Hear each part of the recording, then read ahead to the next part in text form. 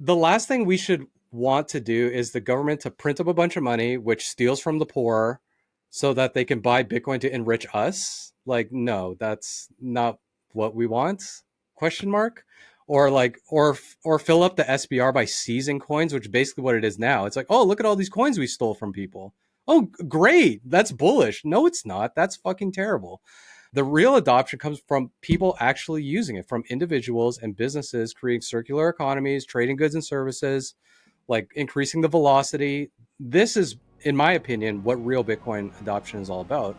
The real question is around like adoption and building it out, and really reaching these developers because they're the ones who are going to adopt it first.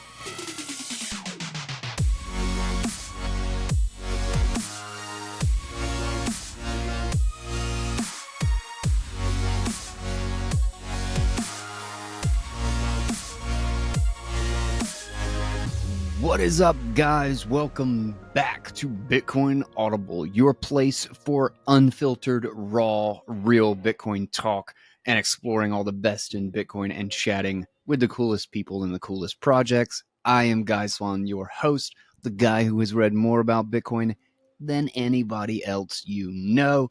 Proof of work, bitch. Listen to it. We have got an awesome conversation today. I have been trying to, squeeze in little recording times and hopefully still chats to catch up with people while dealing with two kids, which is a wild little adventure. And we managed to get UTXO on the show again. He was the CEO and founder of Nodeless, who I worked with in the past. And I think he honestly has just built so many cool things. And he has such an interesting perspective on all of this. And he is a builder. Like, this is what I love, talking to people who build and use, because they have a different perspective. They have insight into both sides of the coin when it comes to where do we take Bitcoin and how do we solve Bitcoin's problems. And he's not only a good friend, but also somebody that I follow very closely with what he's building and what he's up to. I really just kind of wanted to copy my AI setup off of what he built. We had a private conversation kind of going back and forth on our troubles and successes with building custom computers. But we were way overdue for a catch up and to go through things. And what was really funny is we just started talking and he didn't even realize that we were recording. So we have a really good conversation. We managed to get about an hour and a half in before I had to skip out. Real quick, a shout out to our sponsors, to Blockstream and the Jade Plus hardware wallet. I don't actually do this on purpose, but I just always have this wallet sitting around because I've been playing with it a lot lately. But check out the Jade Plus hardware wallet for 10%. Yes, for 10% off, you can use the code GUY, G-U-Y. That's the easiest code in the world. It's so easy to remember, and if you can't spell it, then don't get a Jade Plus. You're gonna have a bad time if you can't spell that. If you don't know anything about the Jade Plus, check out my videos on YouTube and Rumble and Noster. Little tutorial with a TLDR for a quick setup, and then the unboxing if you just want to see how gorgeous this little baby is. And check out the BitKit wallet for good user experiences and for simple onboarding that's just intuitive. BitKit is one of the best out there that just works and that just kind of leads you where you're supposed to go from start to finish so that you can just use it. Congrats to the 5 winners we had who got 50,000 sats in our giveaway. We may do another one of those. So if you want to enter that, keep an eye out and follow BitKit as well as myself on Twitter. All right, let's get into our chat with UTXO. We dive into so many cool things. We talk about AI. We talk about his AI business and where that has gone and how the industry has changed. We talk about local versus cloud services and where potentially the hardware is going, and what has been recently changing versus what might be changing in the future. Then we talk about Noster and the difference between what people kind of think it is versus what it actually is and where its highest value use case is. And then, of course, the biggest problem is how do you cross that last mile from brilliant tools created by developers to stuff that's intuitive for a new user and just works. This is Bridging the UX Last Mile with UTXO. What you been up to? How's your computer stuff going? And before we get into like specific Bitcoin stuff, I need to update, man. We haven't talked in a while. I know. Well, like, I guess just like on the AI and PC building, I basically um gave up trying to do that because it's just like the Nvidia cards that you get with these services that they have, like the $80,000 A100s and all that kind of shit. Yeah. Like, my little 3090s are just never gonna compete and never gonna like give me an output that will match what these cloud guys are doing for like $9 a month or whatever. Yeah. Yeah. So I've just like given up on trying to do local AI stuff, and my AI business, which has been like paying my bills for like 4 or 5 years now, is like almost dead. Oh, Um, really? As it yeah, just kind of like trickled out? yeah. I there was like, I would say like mid last year, there's just a huge drop off. I think it's just like, people have good GPUs now. The open source tools are just way easier to use. You don't have to be like a Linux terminal guy to run models anymore. Yeah, Pinocchio, dude, you can run. I can run so much on my Mac now just because of the unified memory and like just having Pinocchio. I mean, there's just like all sorts of shit, and like I see it as being like the benefit I think of like a smaller uh like company or smaller like cloud thing being provided is kind of like the privacy, but then that benefit is outweighed by if you can do it locally and you have a tool for it already, and one of the 30 dozen open source tools for god knows anything you're looking for. um and you're, especially if you're trying to like use it in like a workflow, you're going to like for instance, like, so I'm trying to do we've been working on like some story projects and stuff in the background, and I've been constantly doing like WAN and like Hunyan video and like these sorts of things, trying to figure out how I can get like a concrete style and stuff for like simple animations. And it's still not there because that's not true. It's there with a lot of editing and composite work, which is kind of the video side of things, but it's not there with, and it may never be in some contexts, but by just describing it and getting like, you can't play director with AI. It's almost like a found footage thing. Is like AI is going to give you a bunch of crap, and then you find the good stuff and see if you can make a story out of the good stuff. Like that's how I think you have to treat it, or you have to be or you have to do work. If you want to do the non-work way, you're going to be brute forcing it, and you're still going to have to do work just in the time and the amount that you have to generate, which means that you're not going to want to use Kriya or um, ChatGPT or whatever, anything that's a service, because you're going to generate 10,000 things before you have like 20 that are good, or 20 that you want to use. Whereas if you're doing something very specific and you have a vision for it and you want to be director, you need local, because you need local, and you kind of need to know how to do film, because you're going to be like, I can see my path to making the videos and stuff that I want to make, but I think I'm going to have to shoot film. Like, I think I'm going to have to go out and I'm going to have to kind of like set up a scene. I mean, maybe literally with cardboard boxes and stuff, but like I need to set up kind of a control net sort of environment to follow and then print a style onto. You know what I mean? yeah, Uh, and I genuinely think that might work, but I'm going to have to break out a camera. And most people don't want to do that when they're using AI, because they're kind of using AI because they're lazy.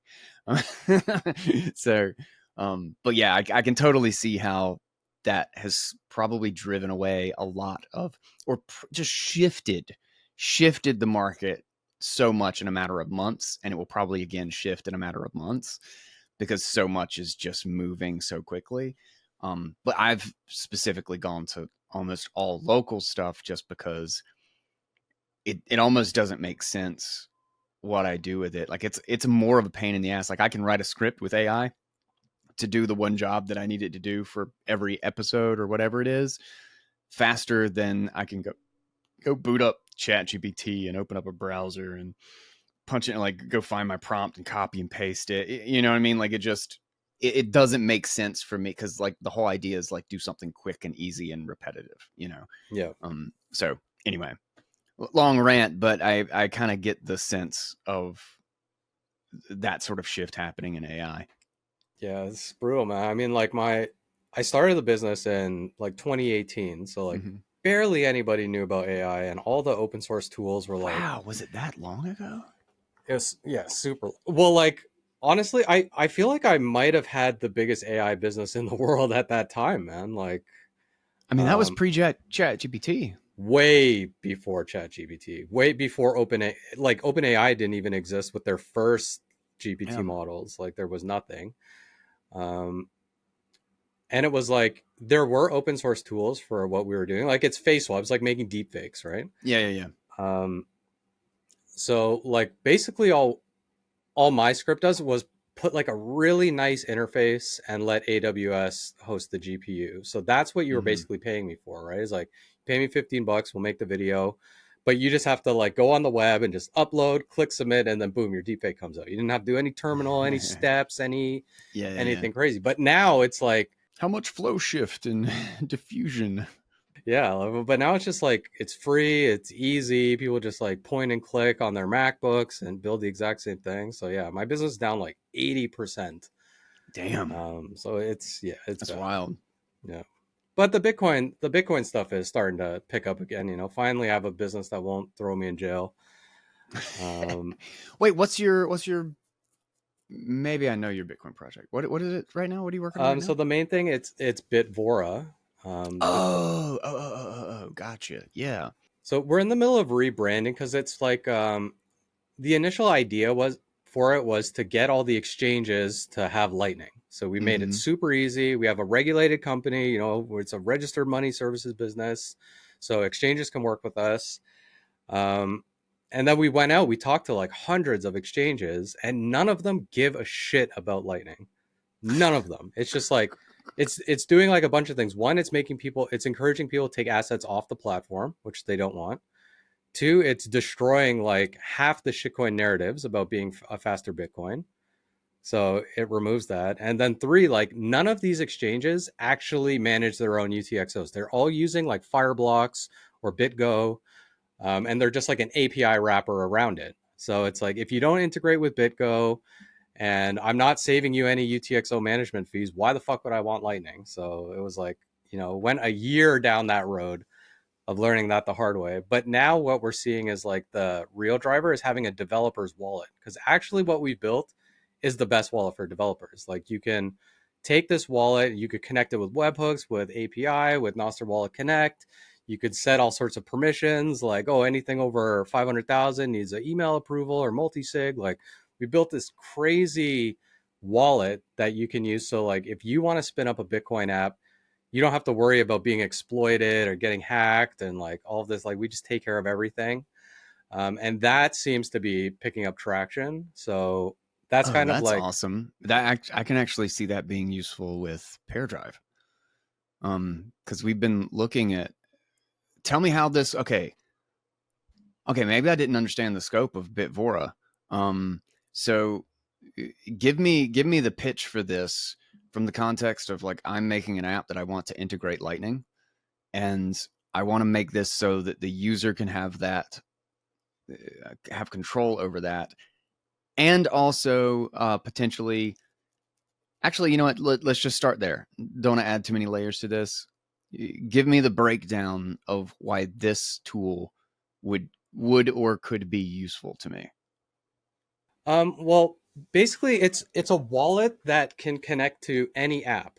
So right Okay. now you cannot connect wallets to apps, really. Like, Mm-hmm. Nostr Wallet Connect is getting there, but the client side needs to support Nostr Wallet Connect, which like Yeah. nobody does. Yeah. So Bitvora makes it so you can connect your wallet to your app, whether you want to send a payment or receive a payment, Lightning or on chain, with an API, which like everybody knows how to use APIs. Mm-hmm. Not everybody knows how to use Nostr Wallet Connect. Or just basic webhooks, like you can vibe code a webhook integration like 5 minutes, Yeah. Yeah. with Bitvora. So it's the only wallet that is like highly connective like this. But it also gives you a lot of security controls. Like if you leak your API key or you made a mistake in your code and you accidentally send $1 million instead of 1 million sats or something. Yeah. Like there are security rules that like block and prevent you from losing money as well. So it's just like it's a really safe environment to actually integrate Bitcoin without the risk of like losing all your coins It's and got a managing. lot of connectivity options to try to give you.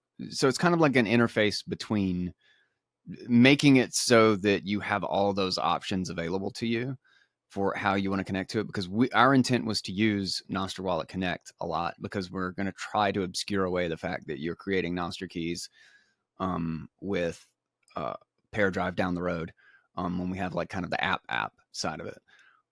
But we definitely wanted to use that or leverage that, despite having a sort of normie flow as well. But we definitely like you're right about Nostr Wallet Connect is the lack of support. Like, it's this constant uphill battle. It's like, well, do you support this? Do you support this? And then you run into like you have two options, and maybe those options are even decent, but now you're completely restricted with what those two options can do for you. So that actually, yeah, that sounds really interesting, actually. It's actually a really sick wallet, man. Like I'm surprised a lot of people haven't tried it, but like the hardcore devs that have tried, like Kieran, for example, like he's Mm-hmm. integrating it all in his backends. Like LNVPS is run on Bitvora now. Like all the hardcore devs. If you've worked with nodes and tried to build an app on a node, you'll fucking love Bitvora because that is a nightmare to do that. Yeah. And we just made it like so easy, like just little things. Like let's say you want to send Bitcoin and you're a normie, you could just literally put like guy at guyswan.com $5 USD and just one line of code, and it will convert it for you. It doesn't matter if it's a Lightning address, on-chain address, LN URL. Like it just makes it so fucking easy to just get started. So that's like the main product we have now, but we're also just about to launch a reboot of Nodelist that's actually done properly. So it's the Bitvora Oh, Commerce product sweet. that's Okay. completely no custody. So that's where we use Sweet. Nostr Wallet Connect. Mm-hmm. So you can have no custody. And of course, like, most people don't have it, but they can easily get a Bitvora wallet to Mm-hmm. connect, which would be custody. But if you want to do full no custody, self-host, open source, like this will actually work for you. So it's finally like what I wanted for Nodelist, but now I actually won't go to jail when it goes Having to go live. back to the drawing board and like and build it block by block again to get it where you had originally planned and not go to jail. Yeah, definitely not going to jail this time, man. That's good. That's good. I appreciate that. You should stay out of jail, Yeah, ideally. preferentially. Uh, I feel like you could build more stuff outside of jail than in Yeah, I hope so. Although with this vibe coding, it's hard to say. it. So yeah, I mean that's the Bitcoin side, but there's also a lot of Nostr stuff going on. Like I got sponsored by OpenSats to build a lot of these like I relays. saw that. I saw that. Congrats, man. I mean it's a small grant. It's Yeah, not but it's still, that's cool. Just honestly, just recognition and a little bit of like your worth support. Like, I don't know, like, and you deserve it. So, like, congrats, thank thank you. regardless. It does feel good. If I think like just it was 2020 when I just like started playing around with like BTC Pay server and like Mm-hmm. doing little commits or whatever, and now I'm like a sponsored dev, and like something like 20% of Nostr relays are running my code and stuff. Like it's pretty it feels good, man. 20%. it's Damn, it's son. up there, man. Yeah, it's up there. Tell me, give the breakdown for the audience on that one. Because I don't give a shit. I love Nostr, and I still think like I don't know. I don't know how you don't see the potential of Nostr. I think a lot of people are still stuck in the whole like it's social media thing from the outside. Like there was the thing about Dan Held the other day. It's like, wasn't Nostr supposed to take over social media? And I was like, was it though? Like social media was just kind of like the app that made it interesting from the outset. Like there's still like some things that are non-social media that are the things I'm most excited about it. But building it with social media makes intuitive sense to start with. I don't know. Anyway, go down the Nostr rabbit hole for me. Well, I don't want to breathe too much life into a failed L2 shitcoiner fucking influencer Dan held Oh no, retard. yeah, we don't have to talk about that. That just popped into my head as soon as we brought up the topic. Guy is so annoying, man. Wait, are we going live? Are we like doing the podcast now, or are we still Oh, we're totally doing preambling? the Oh, podcast. okay, cool. Um, Raw unfiltered. Sorry, I had a hard time limit, and I wanted to get it done. I was recording before you even got in here. I forgot to tell you. oh, rip. Yeah, Noster, man. I truly can't understand at least how people in Bitcoin circles can like not see Noster because there are so many parallels with Bitcoin. Um, it just does, and it's like, what is more important, your free speech or your money? Like, I actually think free speech might be more important I kind for of think they're the same thing. humans. I kind of think they're interdependent. Like it's like saying, uh, do you want to be healthy or do you want to have control over your health? It's like those are the same thing, you know. Like you have to have control in order to be healthy, kind of thing. Yeah, like maybe it's not the perfect analogy, but they're the same thing. Like money is the execution of your speech of value, and normal conversation is your execution of social value. It's like, so you have economic and social value, and you have the right to speak those things how you see fit. You know, if you only have one of them, then you just don't have full free speech. You only have economic speech, not social speech, etc. So that's my thought on that. I think they're the same thing.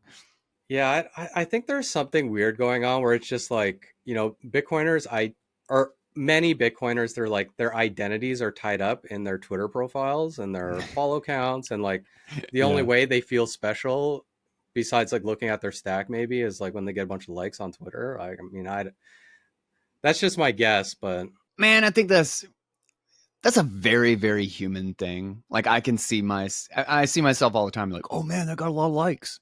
Oh man, I'm so cool right this one's now. doing And numbers. it's like, whoa, God, look at this dude retweeted it, you know?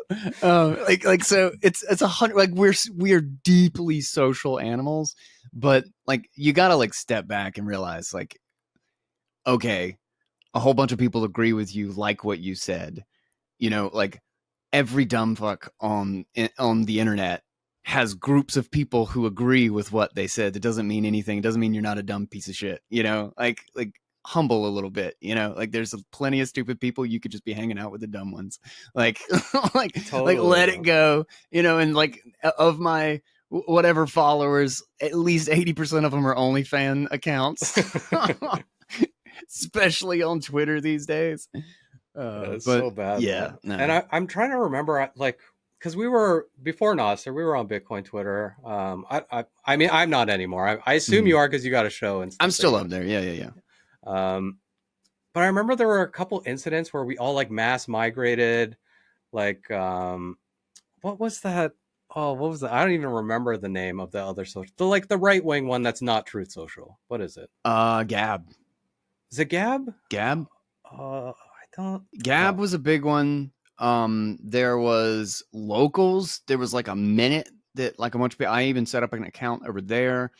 There was Truth Social. There was uh uh way back in 2018-ish, there was the attempt to do Mastodon, which I just was such a the mess. Bitcoin hackers. Yeah, yeah. Yeah, yeah. Like which it was like great for a minute, but it was so I never understood it because like that whole protocol is so segmented. Like there's no bridge to anywhere. Like if you're just in you can't take your stuff anywhere, you can't take your network, Yeah, who it's you're no like good. it's It like, well, doesn't work. why don't we just have like isolated servers? Why do you even need a protocol for this?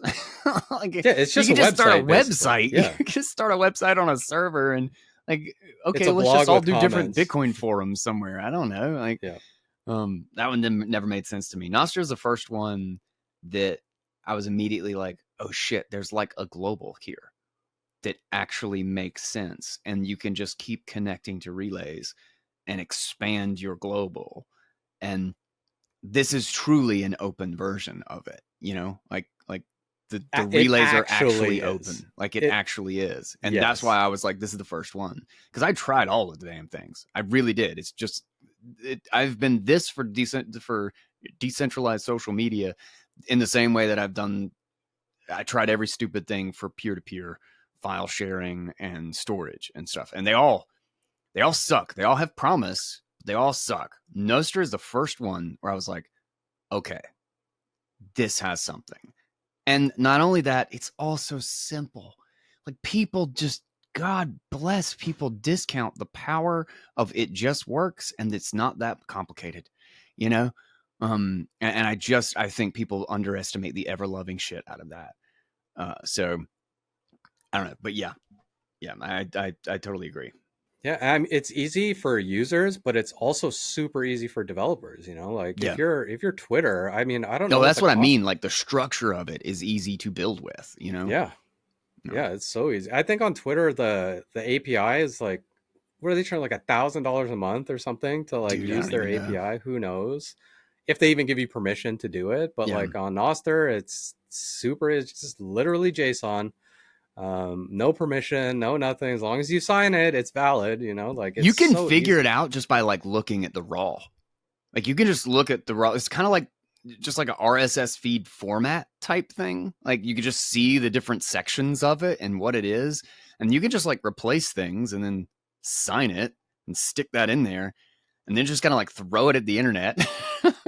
and then it would just show up. Yeah, It's kind of crazy. it's sick, man. And I have relays that I host myself. Of course, like not everybody hosts their own relay. Mm-hmm. But I look at my relays and I see there's like hundreds of people connecting directly to my relay to get my notes directly. Like I know no matter what, like I can That's spin up my crazy. relay anywhere. Yeah.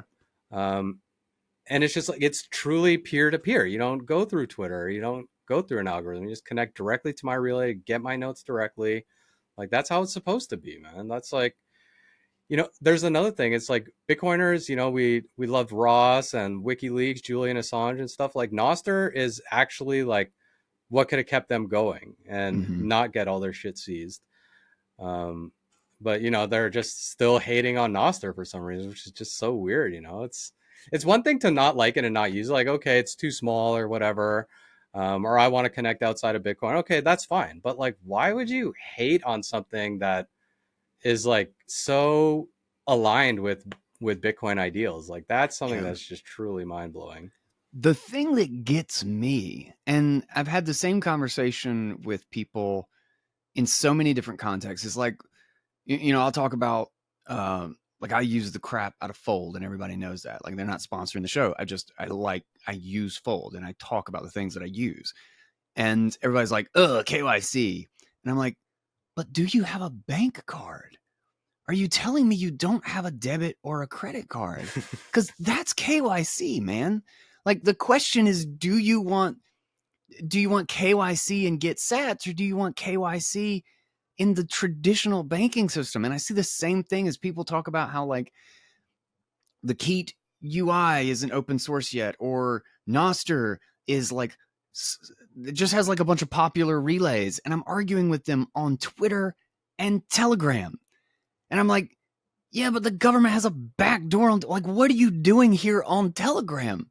What are you doing here on Twitter? You realize, like, your complaint about what you dislike about Noster is like 1,000 times worse in the medium that you were sitting on, investing time in and arguing with me.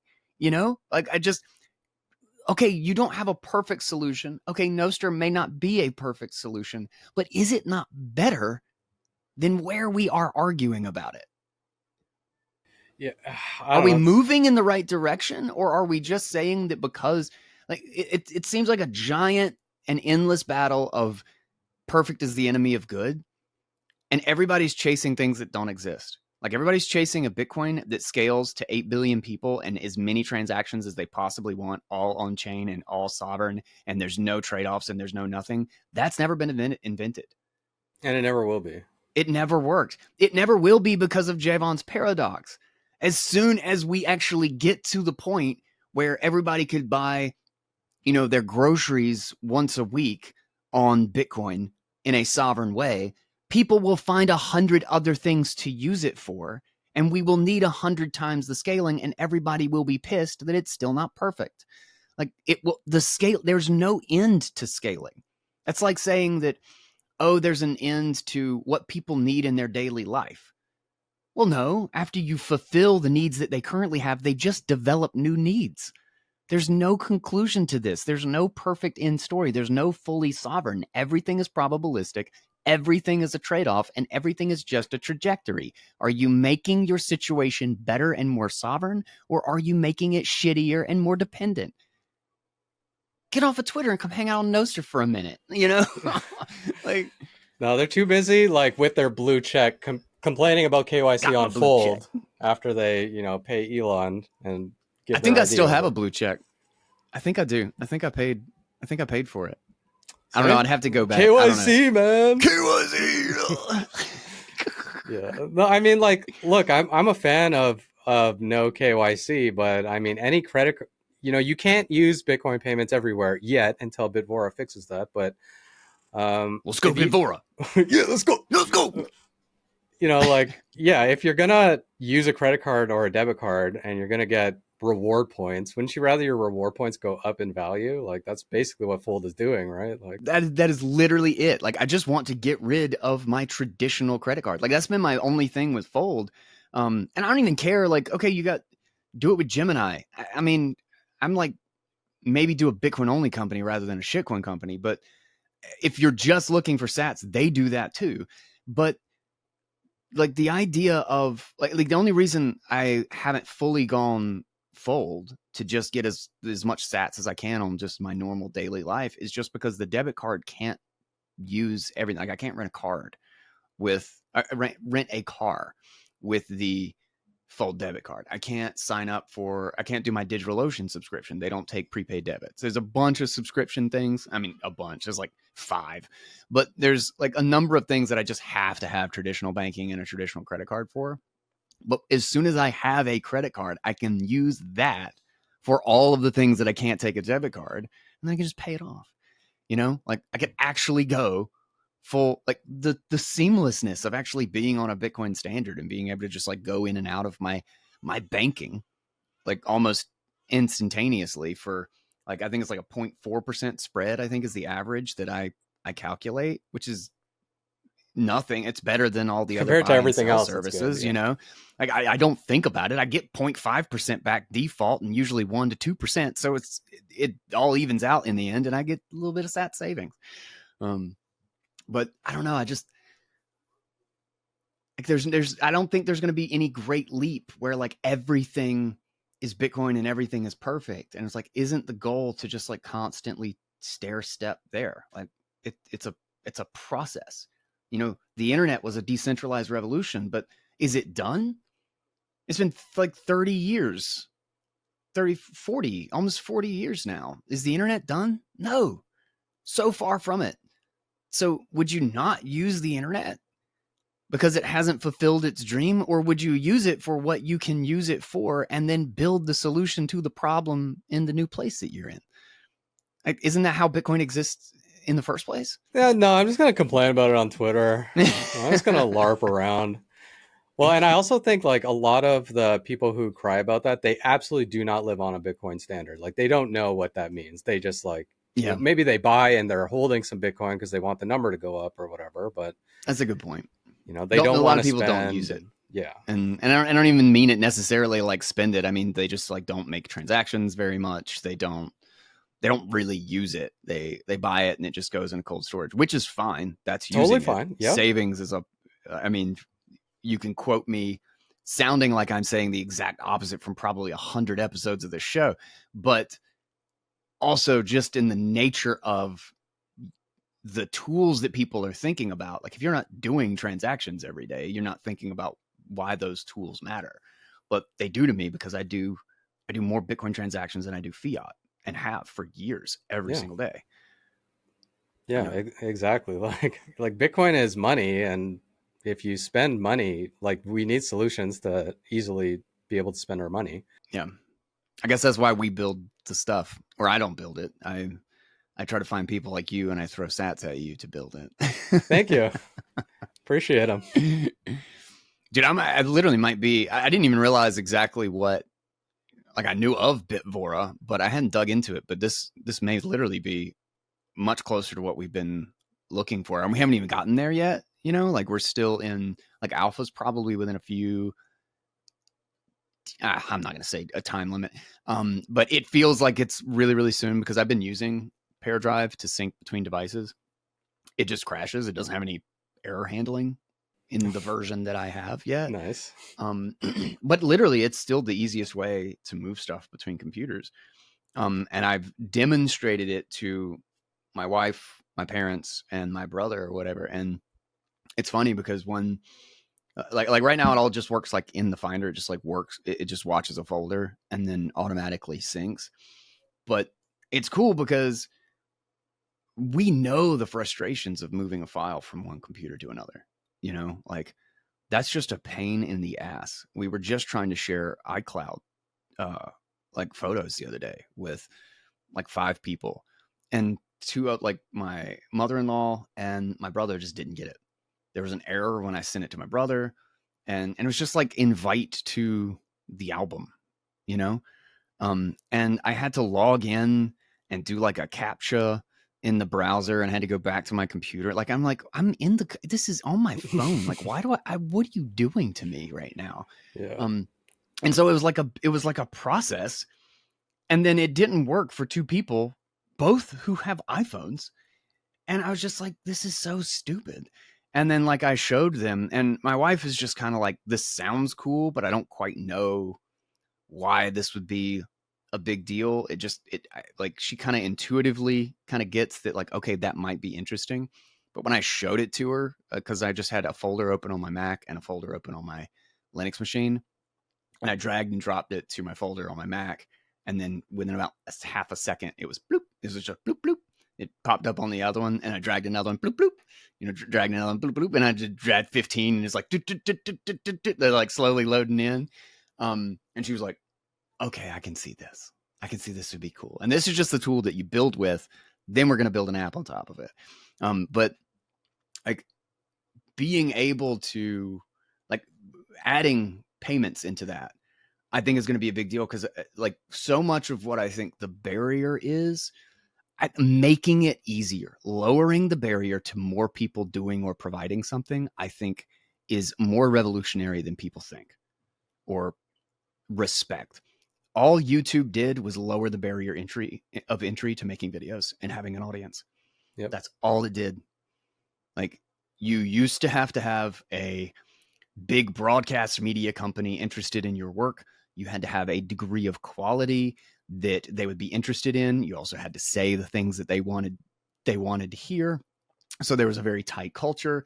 And YouTube just said, well, now anybody can see this. You can post whatever stupid crap you want. And the old culture shunned it. They said, this is stupid. This is never going to work. These aren't professionals. It's like, well, yeah, sure. But there's also going to be this massive market between you and no media at all that you can't serve and you will never be able to serve because of how you think about it. And there are going to be 15-second videos of somebody doing something stupid that get more views than you have ever had on anything that you have ever broadcast ever. You know, like you just don't understand. And I think doing that same thing to quote unquote social media, to storage. This is why I want PairDrive to actually be like you talk about like running your own relay. Like I would love to have a peer-to-peer way to connect that you have shared other people's relays. So like let's say because that's kind of the dream a little bit, right? Is that you have a relay, I connect to you and I download your posts. I have a relay, you connect to me. Well, what if I'm right now that requires setting up a URL, like a domain. And that is a big barrier. That is a huge barrier for the average person.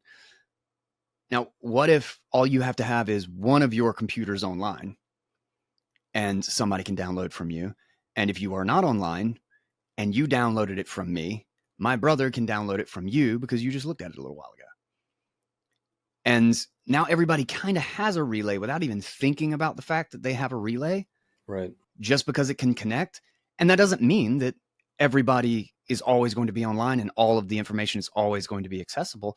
But that's not the point, because you will still have quote unquote commercial relays that will aggregate it. Right. So you can leverage that market of kind of prosumers, and now you can actually monetize those people.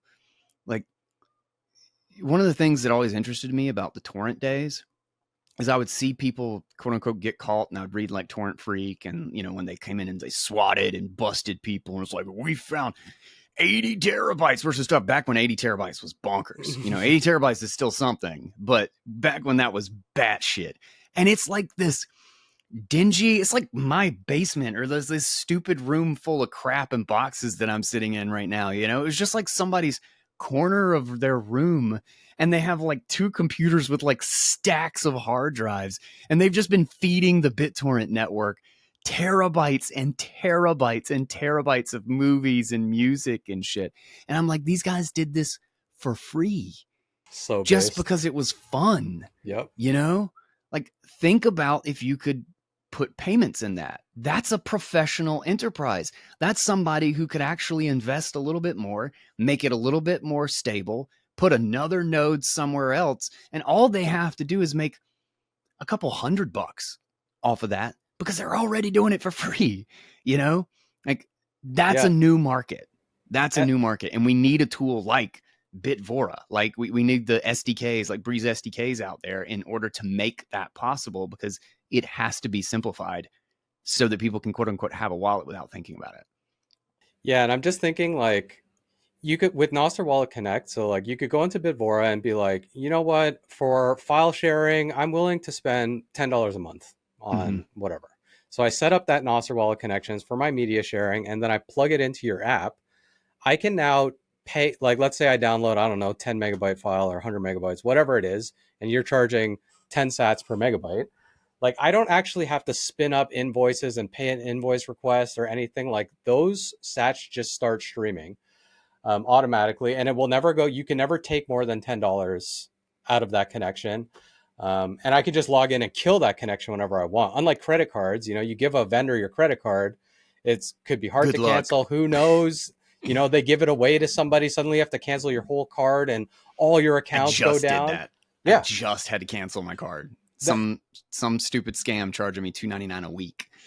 And it was random too. There's one was like $198, one was like $350. Like, so annoying. yeah. So fucking annoying. But like Nostr Connect fully fixed it. Like, you control all the connections to your wallet. And you could just delete it, and now that vendor can never charge you again. They can never share that information. Like, it is so sick. There's so many examples like that. Like file sharing, okay, yeah, that's one, but there's like probably millions Oh yeah. of ways that we can do this, and now it's actually possible, because the Lightning UX was too clunk for so long. Like, I have to request an invoice from you, and then it's like copy and paste a long string or get a QR code. Like, this is too much, man. Like, just a one time, you connect to, this app's connected to my wallet, I never have to touch it again, and all the payments just flow. Like, that's perfect. It's kind of what Bunker was trying to be.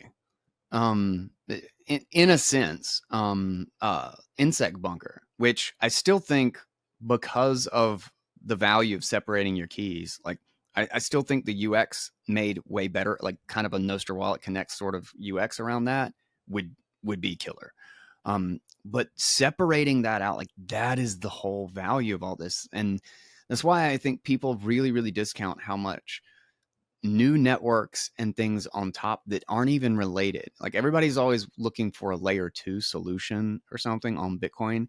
It's like, yeah, but something like Nostr that has nothing to do with Bitcoin could actually solve a staggering number of Bitcoin problems and Lightning problems. And you don't have to build on Bitcoin to fix Bitcoin's problems.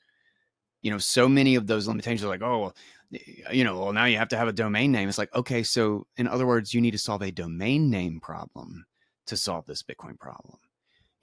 Like, think about it like that. Not everything has to be a script or an opcode or something to solve a problem. You're talking about not having an easy way to connect and request information to somebody without a third party.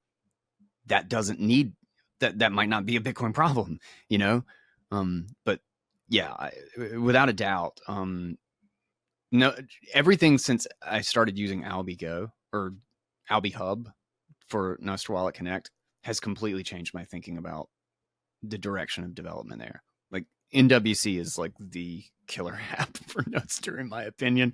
Like, and social media on top of it is just cool. Yeah, I mean, there are so many things coming out of Nostr that are like not social media, like just a protocol to connect wallets to apps. Like Mm-hmm. nobody's thinking of Nostr with that, but it's so much easier. And then just to briefly touch on your point around like, oh, I need to set up a domain. Like actually you don't. Like there are thousands of relays that are completely free and open. You can just use them. And you don't ever have to depend on one, like you want Mm-hmm. to connect your wallet, you could connect to 10 relays. And if half of them ban you, like, well, you still got the other half. So Yeah. I don't even think that's a problem. It's just like if, like you should run your own node. I think, a lot of hardcore Bitcoiners run your own node, but of course you don't have to. Mm-hmm. There are thousands of nodes you can connect to broadcast your transactions. So it's not required. It's just more based. It's just cooler if you do, but you don't have to. If you want to save in better money and you want 20,000 sats for free right now, it's about $20 at $100,000 of Bitcoin. Check out Fold. Every time I swipe this card, I get 0.5%, sometimes 1, sometimes even 1.5%. I can get 2, 3, 5, even 10% on gift cards with major merchants. Between the roundups, the gift cards, the auto stacking, the sats back on every single swipe, Fold literally does all of the work for me, and it is denominated in Bitcoin. And I have more savings just by using this card than like 90% of the United States normal consumer. I've got a referral link for you right here. Shout out to Fold for sponsoring my work and honestly being the most important service for my being on a Bitcoin standard. I was talking with Parker Lewis about this because he seems to have like a negative Nancy view of Nostr, which mad respect. I don't care. I love Parker. But that's like a common thing that I hear is that like, oh, well, most people only use like a few popular relays or popular clients or whatnot. And I think the perspective around what that looks like from people who aren't using it is skewed by like how people interact with traditional social media, because I literally like I don't even use one Nostr app. Like I'm sure like some people who get onboarded think that, oh, it's just like Primal is Nostr because they just don't know enough yet. Yep. But I literally use Olas, I use Primal, I use Damus, all three basically interchangeably right now on my iPhone. I use Note Deck from Damus on my computer, and I still break out Coracle every once in a while. And and I have Amethyst on my Android phone. Like I don't even think about the fact that I'm using a particular client. Like if one of them just sucks, or I've used up the feed or the algo on this, so I'll jump over to Primal and use theirs or something. Like if one of them quote unquote banned me, I would just be like, why is my app not working? And I would just go to the other one. And Yep. if Relays banned me, I don't think I would even know. I don't really think about which ones I'm connecting to. I have like 10 or 11 or something, and I've paid for some, which I don't even know. They're probably up. I just watch my DMs for that. But like if I got banned or like shut down, I really don't think I would know. Like I would just you don't connect to one relay.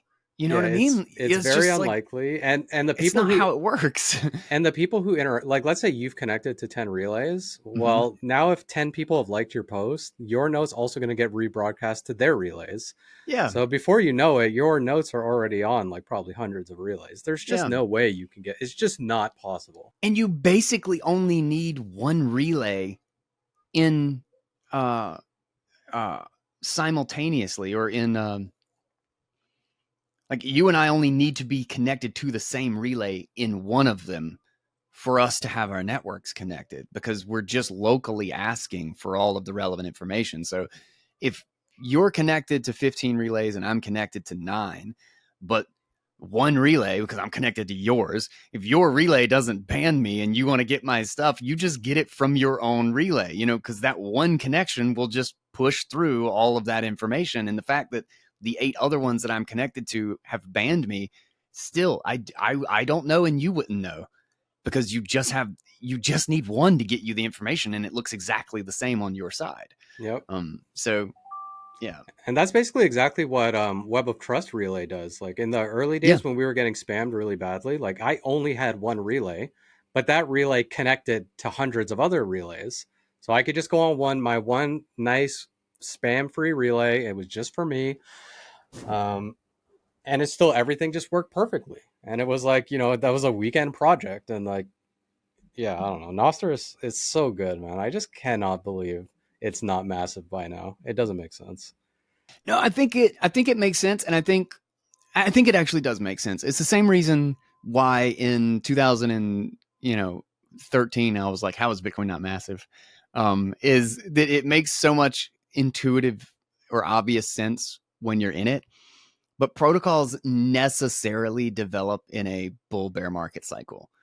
Like, I feel like I've seen this in everything I've dug into with the history of the internet, everything I've just watched growing up. And bear markets are for building, and I just feel like so much shit is being built for Nostr right now. Like, so much really great stuff that is simplifying it. There's we had oh god, I forget his username. I'm gonna be so pissed. We had somebody on just a little while ago talking about Open Secret they're building. This was from they used to be with Mutiny. God, why can't I remember his name? Ben? No, it wasn't Ben. Justin Moon? No, Tony Giorgio? no, it wasn't. It wasn't the. Oh god, so it's the other guy, the like It's one the other guy. it's damn the it. username. I can't remember. But Now Open I'm in Secret, trouble too.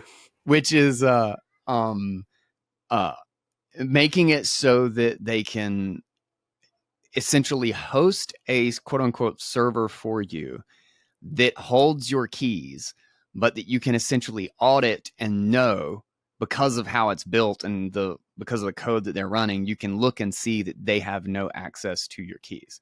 Like, it's basically like a box, like a black box. But it allows you on the user side to say sign in with Apple and sign in with Google and use that as the authentication, and in their key store unlock the secret box where you then request your Nostr key. So there's still a trade-off there, but it's a trade-off that if the user doesn't know, they just have to be willing to make. Right. But it allows them to onboard normies, and like I'm going to use the absolute crap out of that for PairDrive. If they basically deliver on the UX that they were talking about, that's a unbelievably valuable tool, because it's a way to give people Nostr keys and say, you should back this up, because if you lose this you're in a problem. But you can give them an onboarding experience that they're 100% used to. Yep. That it doesn't see any different than them, but you can still on the back end have everything work. You still just build for Nostr, like you don't have to think about it. You still just build for one thing. You just find a way to onboard them to that thing easy without them having to really think about it. Then you train them, or you teach them slowly over time while they're in love with your app, or so. Yeah, I mean, and that's part of what we're trying to do with Algo Relay. Mm-hmm. So like Nostr right now, the onboarding for all the apps, like in my opinion, from what I've seen, is like very clunky, because most feeds right now, we're in this paradigm of like chronological follow feeds. Mm-hmm. Like that's pretty much what all the clients are doing. But if you just signed up, like you don't follow anyone. Mm-hmm. So it's just blank. But then you go to global, and that's kind of a shit show. Like just truly unfiltered global. It's pretty bad. Oh, what is this Yeah. place? Yeah, like that's not a very good impression of Nostr, right? But if you look at any other social media, as soon as you sign up, you get a feed right away. Yeah. And usually Yeah. that feed's pretty good. So we're trying to solve that with Algo Relay. And I think that we've done that. Like it does produce really good feeds. And also like pretty good personalized feeds too. Like even if you use Nostr for a while, it actually gets better and it learns about you. Oh, cool. In what way does that? I didn't even realize that. How does that work? So basically, Algo Relay is tracking every time you like or zap or comment on anybody's Mm-hmm. notes. I mean, this is all public, right? Yeah. So like some of the clients, like You're you could, tracking me. I'm tracking you. You are being tracked. So basically, just at a high level, we just, when you try to use Algo Relay, and you could use jumble.social is probably the best client right now to explore it. Dude, I don't even know Um, this one. Okay, jumbled.social. Jumble, Jumble dot social. Social. Yeah, you'll see Algo Relay Oh, is right there new on the. toys. I didn't even know. It's a really good, in my opinion, it's the best desktop client. Some people are gonna shit Oh on me for shit, saying that, but I think it's the best one. this is slick. How did I not know about this? I think I know things. And then Yeah, there's so much, man. I'm an idiot. Then I turn out to be just like a Yeah, and in the top left, you could see like relay sets. yeah. I was like looking at like the relays. Like I can just click on stuff and I can favorite. That's great. Yeah, so you just Global, check the save for algo global one. short notes. Oh, this is fantastic. So good, man. It's so good. Oh Shout man, out I'm gonna have to Cody. explode this one. Explode. I'm gonna have to explore this one. Okay, Explode at the end. I'm gonna have to explode. Um, Okay, I'm saving this one definitely. Let's see. yeah, so what Algo Relay does is as soon as you request a feed from the relay, it says, okay, which NPub is requesting it? And then it Mm-hmm. says, okay, who does Guy always like? Okay, Guy always likes these 100 authors. So let's show him that based on who he likes the most. And then I'll show you their popular notes over some time frame. But what's also really cool is like no other social media in the world does this. Is if you go to algo.utxo.1, you can log in and control how your algorithm works with the Nostr login. So you could be like, you know what? What? I think zaps are more important than like. I don't think likes are important at What? all. And you just slide that up. Or you'd be like, you know what? I I want to see the oldest, best posts. I don't care how recent it is. So recency is not important to me. And there's all these different weighting factors that you can log in with your own keys, adjust and control your whole algorithm without hosting a relay. Of course, you could host your own relay, but you don't even have to. You can just log in and control it yourself.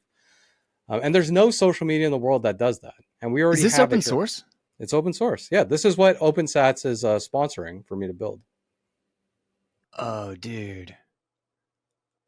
I, man, I haven't dug into the depth on any of this. Like I knew about a lot of this stuff, but I didn't know exactly what it was. Let's be reasonable. Just logged in.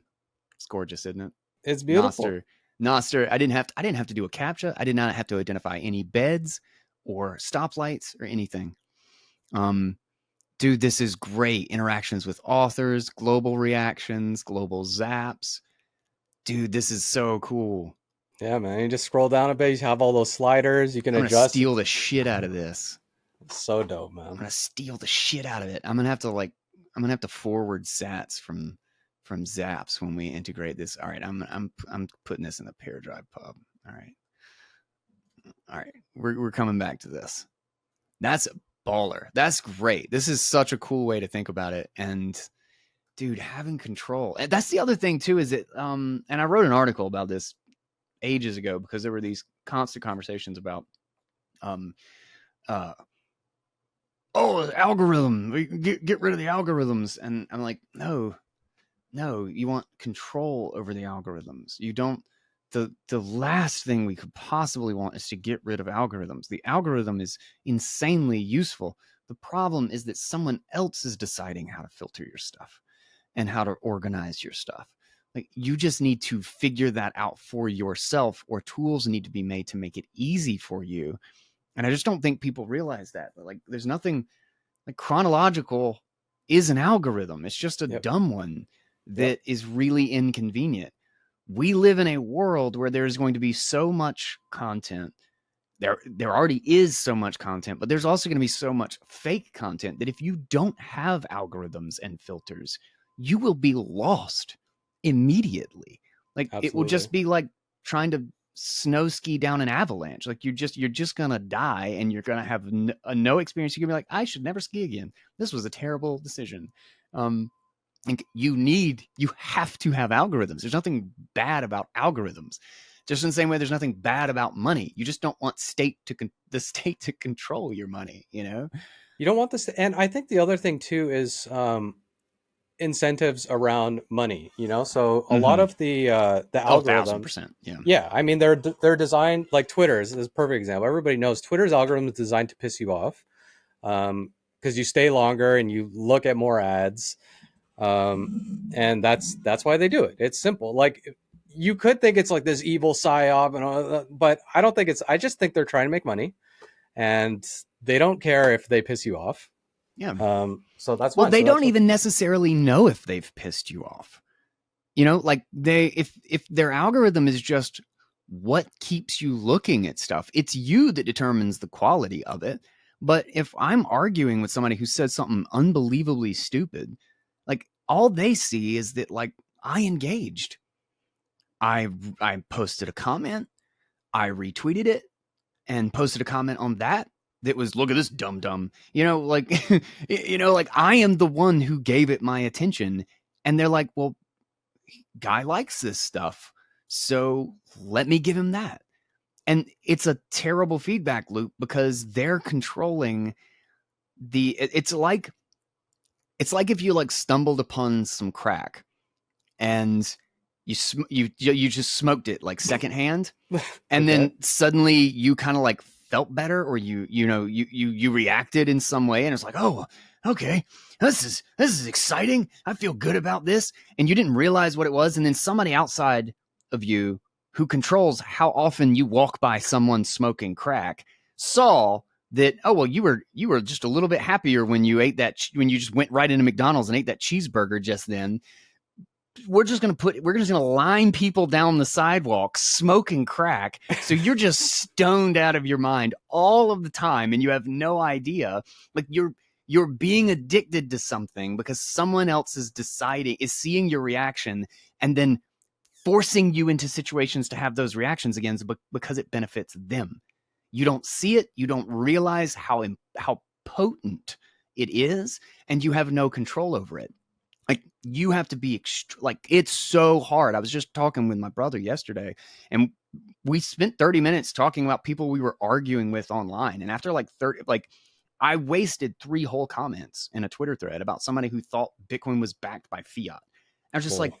this is the most useless way. It's such an unbelievable waste of my time, and why do I care what this person thinks? Mm-hmm. And you're Like, never going to change their mind. not only am I never going to change their mind, but it's not even helping me articulate my arguments because his position was so fucking stupid. Like, I couldn't even, like, there was nothing to, like, I don't even think he understood what backed by meant from the context of the conversation. But I was just like, what are we doing? And I'm wasting time on this conversation talking about it and trying to come up with a better argument that I'm not even going to go over there and post because I already thought it was a waste of time. And the algorithm is designed to put me in that state of mind. Mm-hmm. And like, if I don't realize that I'm getting high, I'm never going to kick the habit, you know? Yep. But that's exactly what's happening.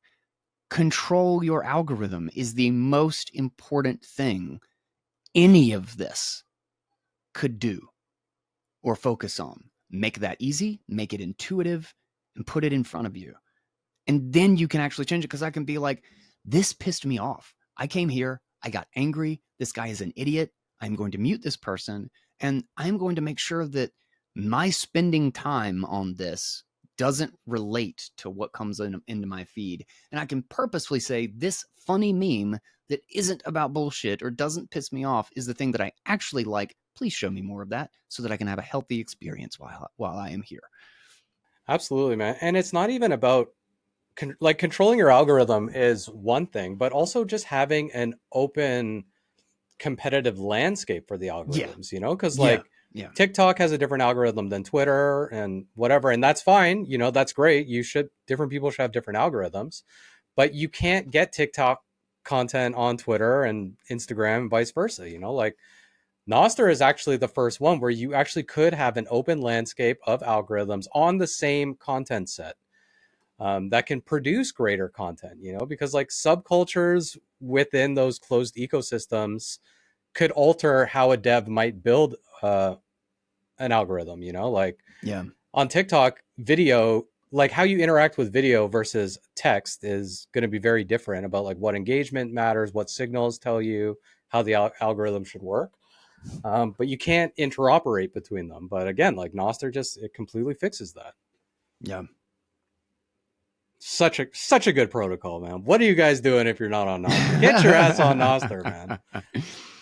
No, there's seriously so much coming this way, and I really think, you know, there's still a lot of people that think that, you know, like I've argued, that's a term that is often just we talked about something and disagreed. But I've discussed with Nostr devs or whatever who say peer-to-peer stuff sucks or whatever. And I just don't think, I've always found it interesting that the relay side of Nostr is not really like, it's so simple that the relays are just kind of like, that's just the easy way to get stuff from one place to another right now. And I don't see how there is anything that really limits it in that way. Like if you had a simple like pub key could be integrated into a Nostr client. I mean, sure, of course, you'd run into the problem again of like, oh, well, how many clients integrate this? But it's not really, just like you talk about, like algorithms can have subcultures and they can kind of segment out and do their own thing and have their own policies. Well, you can do the exact same thing for subnetworks. Like I can have the audio knots are just like me, you, and my brother, and a bunch of things. Like we could all have a client with a peer-to-peer. Like they're just, okay, you can add relays, but then you can also add these pair keys and just look there for JSON blobs. Okay, that's easy to do. Yep. And then download those and organize however it is. Or you can have your other instance, your pair drive thing, go ahead and organize it based on your algorithm for you pre-hand and cache it all so it's faster. But you just need a connection method. So I don't see how peer-to-peer is even slightly at odds with this. I really just think a lot of this is going to be married together, and I think all of it's going to be better if it's married together. It's about just simplification of the tools, I think, so that you can find the right combination. Because obviously, plugging everything into an everything app is stupid and not a good idea. But if you have one tool for this benefit and one tool for this benefit, and those two benefits create a completely different user experience that's just seamless, it might make a lot of sense to have those two tools in the same thing and have those become standard. I mean, I think everybody inside Bitcoin knows this, that Bitcoiners have a very unique threshold for poor user experience, and they completely undervalue like how much just things being simple and easy and seamless appeals to the average person. They're never, they'll always be like, oh no, they're just, they just spin up their terminal and just git clone it. It's so easy. Literally right there. They never like just think about where the average person is at. Yeah, exactly. So yeah, I think, if you're talking about like pair drive or just that protocol, I mean, if I just double click something on my Windows and my files are there, like I don't really know where or how it's working, and I shouldn't have to know. Yeah. It should just fucking work. Yeah. Scan a QR, man. Just scan a QR and it's there. Or paste a link. Click a link. Like it needs to be that simple. And whatever. And I think even trade-offs in the context of that are entirely worthy. Like if you have to trade off some sort of a feature to get the user experience, it is better to do that and figure out how to get the feature in a different way, or spend the time fighting with it to make it work, even if it takes you 10 times longer than you should just to build the feature the right way. Just do that, but just make it work and make it simple for people. And then you can just sell it's private, it's encrypted, it's peer-to-peer, it's secure. You can just sell all of that as a bonus on top of the fact that, how you had to do these 6 steps and 2 of the people in your iCloud album couldn't get it? Well, you won't have that problem here. Like, just show them the QR code on your phone and they will scan it, and then they can get the files. And anybody who is online who has them, like, think about it, like, if you have 5 people, this was always the beauty of peer-to-peer stuff to me, is that, if I add 5 people to an album and there's 50 photos and each download 10 photos, but they're all different 10 photos, if it prioritizes just like spreading it out, Well, then as soon as I go offline, everybody still has all the pictures, like, and everybody can still keep downloading them. And nobody had to download. People only had to download 1/5 of it. Like the benefit of that, and I just think we're actually solving these problems, and we have protocols, and I can't imagine not wanting to be on the ground floor of the things that are fixing the problems. And if you saw nothing else in Nostr Wallet Connect solves a massive problem. Mm-hmm. Like, I don't have a wallet experience that is as good as Nostr Wallet Connect. That alone should make someone realize how big of a deal it could be with the continued adoption and building on top of the protocol. But everybody gets it in their due time, right? Everybody gets it at the price they deserve. At the time they deserve in Yeah. this case, I guess. Yeah, man, like I really do think Nostr Wallet Connect is basically going to solve the UX issue. Mm-hmm. Um, because yeah, I mean it's very obvious people want to like automate their billing and their payments, you know. They do want to just like have not necessarily one credit card that you could just like steal that number, Mm-hmm. but I don't want to have to pay my bills. I want them to automatically get paid, right? Like I don't want But to have to not give worry, up control. but not Yeah. give up control, not get screwed. I want it to be secure. Um, yeah, I want to be able to cancel at any time without contacting the fucking vendor. And Nostr Wallet Connect fixes all of these things.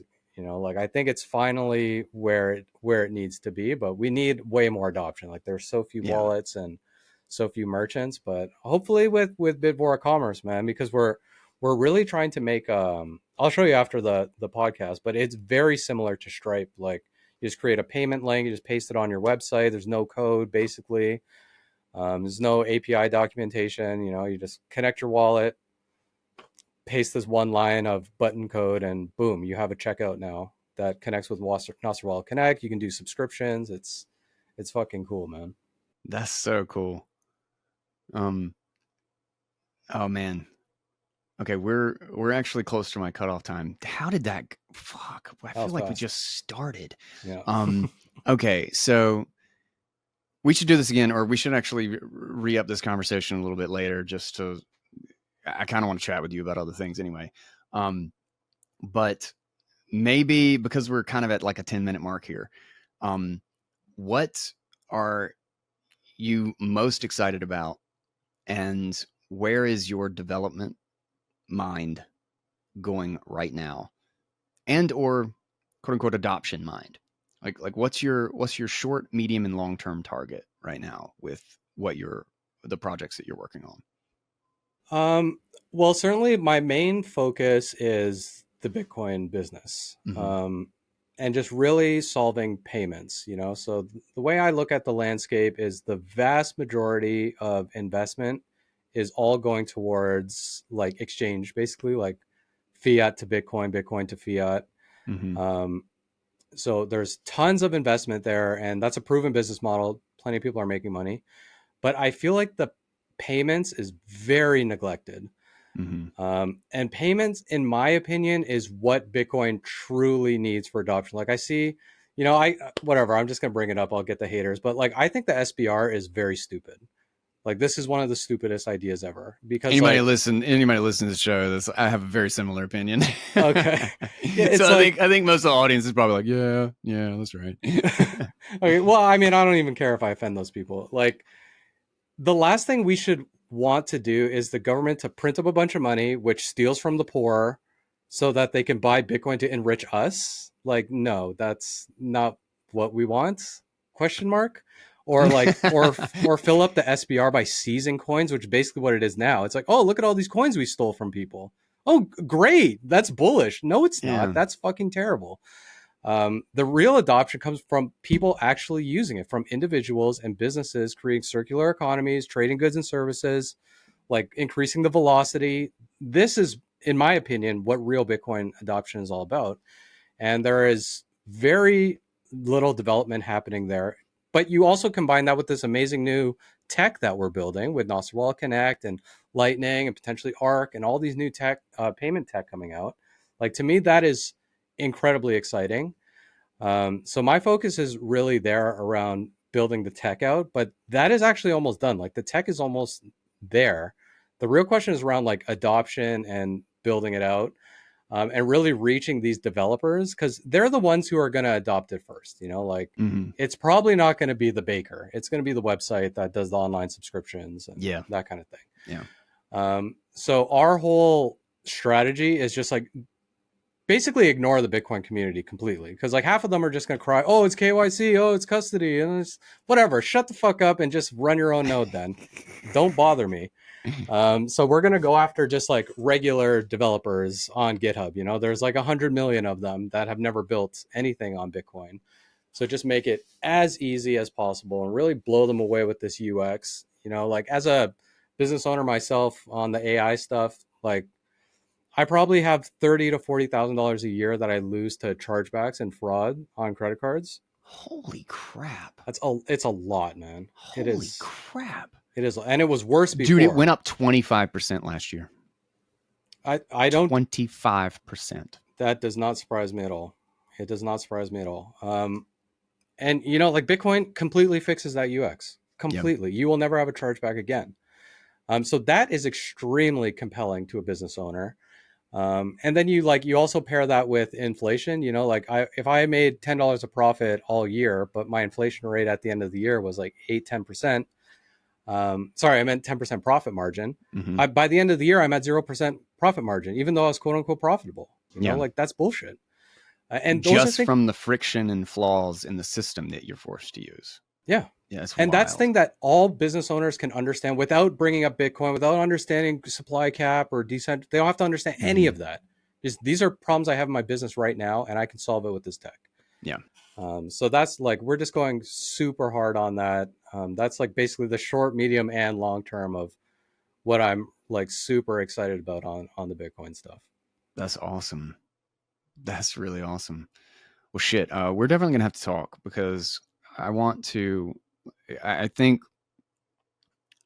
really where you kind of said it really well earlier is that not recognizing the leap in user experience from a traditional audience, like a quote unquote, I don't like the word mainstream, but like a normie, an average person sort of audience that's looking for a tool to solve a problem, and then the developers who build those tools. There's just a huge chasm between what those two will deal with. And this has always been my problem with peer-to-peer software is no one took it to the last mile. Nobody. And I even find tools today that kind of do what we've been trying to do with PairDrive, but you have to git clone it, and I'm like, do you not get that is a problem? Like we would have used your tool, like, and so there's so many different like limitations, I think, in just kind of like the perspective. And I'm trying to be a part of bridging that last mile to a UX. And because of that, I want a lot of criticism too. And I want you to test it. And I want to work with you, probably with Bitvora, maybe, because the payments problem is a huge problem. And if you can make that work in an environment where you can unlock resources that have been dormant for a long time or have never been monetizable, I don't think people recognize the potential of that combination. Like you unlock just 2 or 3 things with tools that people have already made and make them easy to use.